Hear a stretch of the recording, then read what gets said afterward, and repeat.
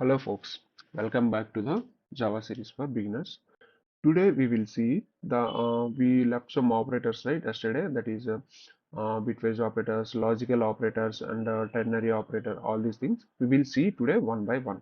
So let's start our class. We will begin with bitwise operators. Okay, bitwise operators. So in the bitwise operators we have two, that is left shift and right shift. Okay, so first of all we will check the left shift. So we already, let's take one number. Okay, int, let's say a equal to 10. So let's check this left bitwise operator. A left again, the left bitwise operator, it should give the expected result as 40. How? Because so the a value is 10 into 2 into 2. This is the expected result, 10 into 2 into 2. Why? Because the left bitwise operator will do multiplication. Okay, so let's see the result. 40 is the expected result. Fine. So let's see what the right bitwise operator will do. A right bitwise operator, it will do division. Okay, it should give the result 10 by 2 into 2. The result is again 2. Why? Because 10 by 4 is the quotient should be 2. Let's check. Yeah, we got the result as 2. So two more bitwise operators are there, that is bitwise and bitwise OR. So that we will check along with the logical operators.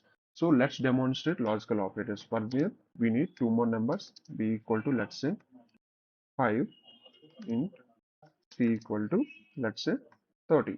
Okay, so here first of all let's check the first. In this we have two different, right? Logical and logical OR. Logical operators. Okay, so here let's demonstrate logical and is nothing but whenever the two conditions, you should pass two conditions. When the two conditions are true, then it will be true, otherwise it will be false.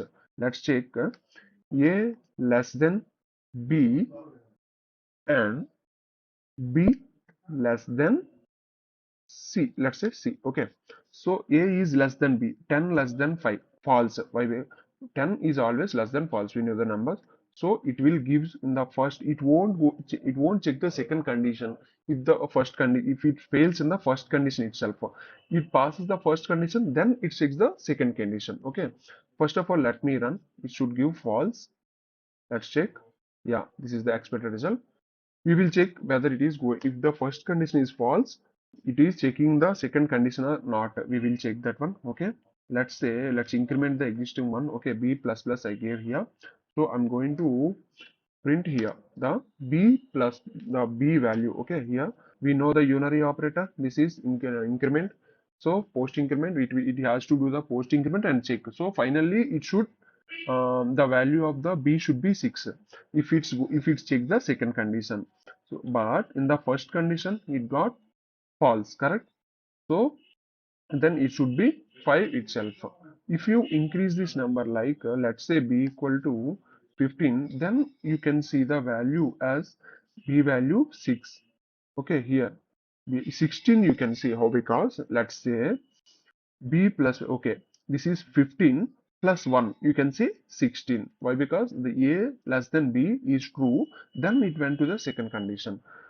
So the end of the day, what you have to understand, the bitwise and will satisfy only whether true and true, then it will be true. In all the other conditions it will be false. This is about bitwise and, oh sorry, logical and. But in the bitwise and we have only one and. Okay, it will check both the condition, whether it is true or false. It will check both the conditions, but it gives the same result, like only t and t, then it is true.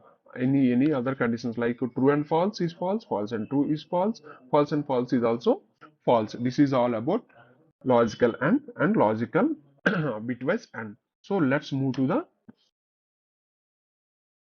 logical OR. Okay, what it will do, it will check any of the conditions. If any of the condition is true, then it will gives you true. Let's say a less than b, or we will say b less than c. So let's say a, what is the value of a? 10. 10 less than 15, is it true or false? True. Let's make it 5 again. Okay, so 10 less than 5. This is false, but 5, we will say 5 less than C, which means 30, which is true. Then it should return true. Why? Because this is or any of the condition it should satisfy. Let's run this one. Okay, so I'm running this. You can see the result here.